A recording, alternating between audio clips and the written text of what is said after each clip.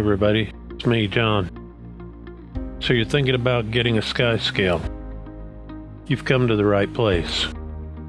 This is the first video of my Skyscale guide for non-gamer gods. This video will cover getting started and beginning the grind, the first 2 chapters of my online guide to getting a Skyscale. When my guide is completed and online, I'll provide a link in the description. Let me start with a few words about Skyscales.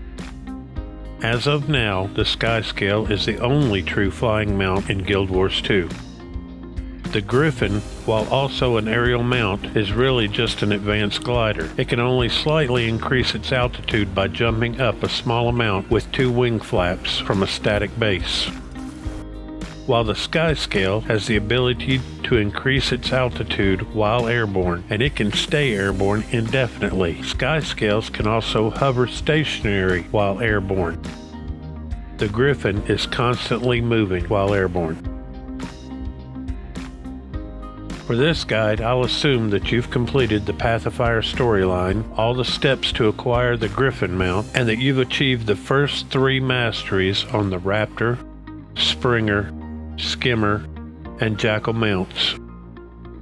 It's helpful, but not completely necessary, to have most of the current map explored. This will make it easier to reach all the locations needed to complete the task. I'll recommend you complete all of Living World Season 4 because you will need access to all 6 Living World Season 4 maps, and it is actually a pretty fun storyline. But you only need to complete 2 specific chapters of Living World Season 4. Legacy, the 3rd chapter of A Star to Guide Us, and Descent, the last chapter of War Eternal. Legacy unlocks Sun's Refuge, which will act as the main base of operation for much of this grind. Completing Descent unlocks the first quest, Newborn Skyscales. There are a few other things that can help you in your quest to acquire a Skyscale. First, I would recommend that you have a friend work with you, or just keep you company along the grind. Misery loves company. Next, you should start collecting Volatile magic, Living World Season 4 map currencies, and charged quartz crystals. You're going to need all of them for this grind. If you're like me, and you suck at jumping puzzles, you should get whatever means to teleport to a friend you can muster, a position rewinder, or become friends with some skilled mesmers. All of these things can help you get to the end of jumping puzzles you'll encounter along this grind.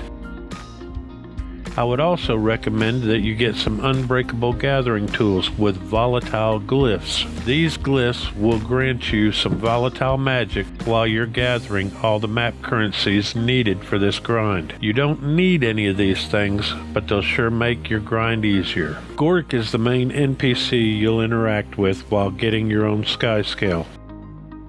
After completing Descent, return to Lion's Arch, and you'll receive a letter from Gorrik. Travel back to Dragonfall and locate Gorrik near the Skyscale Eyrie point of interest. Talk to Gorrik and the grind begins. Before we go any further, let me explain something. Several times now I've used the term grind when talking about attaining a Skyscale. If you understand what I mean, and just exactly what it'll take to obtain a Skyscale, feel free to skip ahead. According to Guild Wars 2 Wiki, the total minimum time needed to unlock the mount is 3 days plus 8 hours. This magical and totally unrealistic minimum time was calculated by assuming that a player can complete every non-time gated objective while waiting for those that are time gated. What's a time gate? A time gate is when the game makes a player wait a set period of time before they can continue towards a particular objective, or when the game limits how often a particular action can be performed in a given period of time. Some objectives must be completed before a particular time gate takes effect, and some objectives can't begin until others that are time gated have been completed. Also, some tasks can only be completed while certain events are taking place. A player will probably spend some time waiting for these events to begin. So you can see the total minimum time needed according to Guild Wars 2 Wiki is very misleading. I've heard of players completing the entire chain in 4 or 5 long days of gameplay. These are the gamer gods, and this guide isn't really for or about them. For most players, it's more realistic to expect that it'll take a minimum of 2 weeks of dedicating a few hours a day of gameplay to get a Skyscale.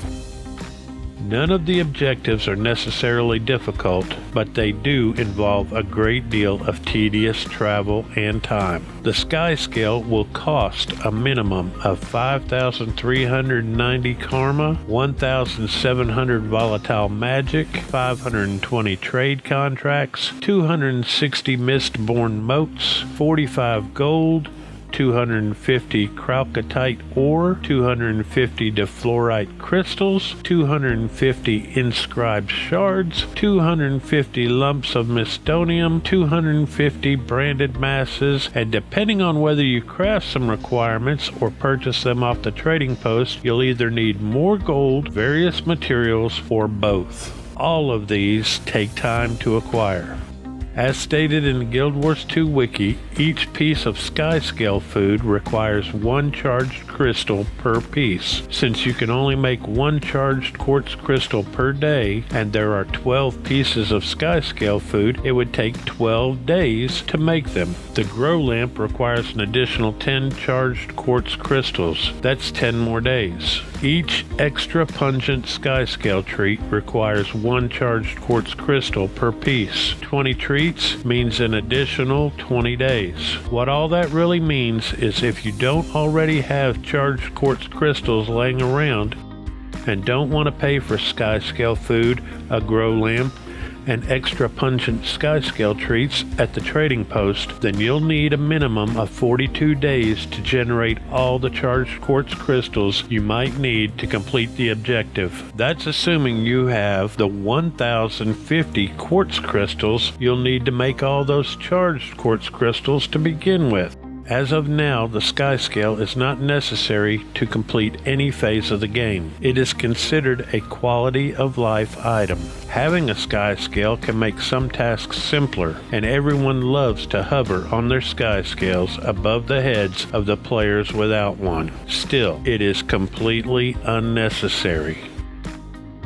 All of these factors is why obtaining a Skyscale is considered a grind, and why I personally consider it to be one of the hardest outside of acquiring legendary items. I believe the quality of life provided from having a Skyscale makes the grind worth it, and besides, all the cool gamer gods have one. After hearing all of this, if you still believe obtaining a Skyscale is worth the grind, please continue. Otherwise, you might want to stop the video right now. Still with me? Then let's begin the grind. Gorrik will stay in the same location near the Skyscale Eyrie point of interest for this entire beginning section. After first talking to Gorrik, you will unlock Newborn Skyscales, a War Eternal achievement. This is the first step of the Skyscale collection. You will also unlock the Skyscale Scales and Skyscale Medicine achievements. These are the first of 4 collections required to complete Newborn Skyscales.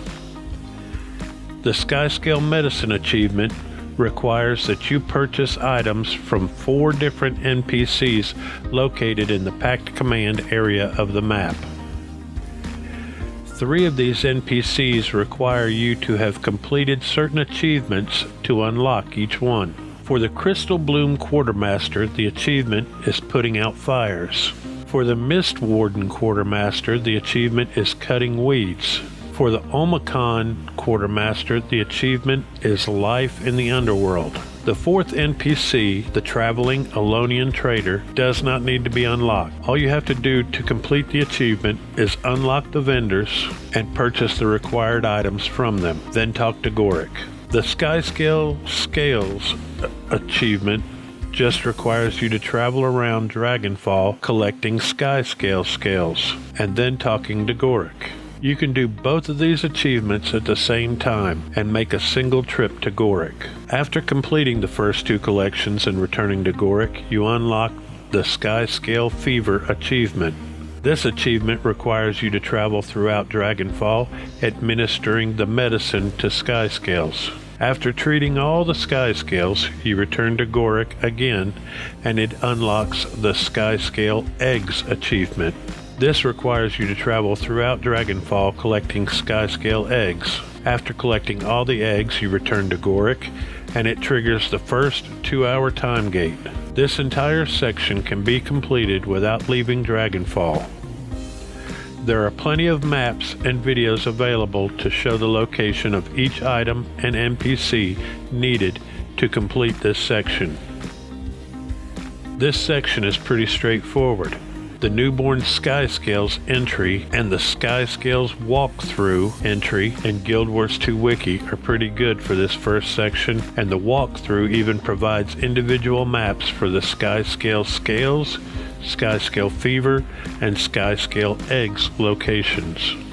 There's also a taco available to help with the collections in this achievement. If you don't know what a taco is, there are plenty of videos online to get you started, but in simplest terms, it's a program that temporarily overlays routes and markers on your game screen. You can borrow Skyscales to help make navigating the Dragonfall map easier if you've reached the Glory of Dragons story step.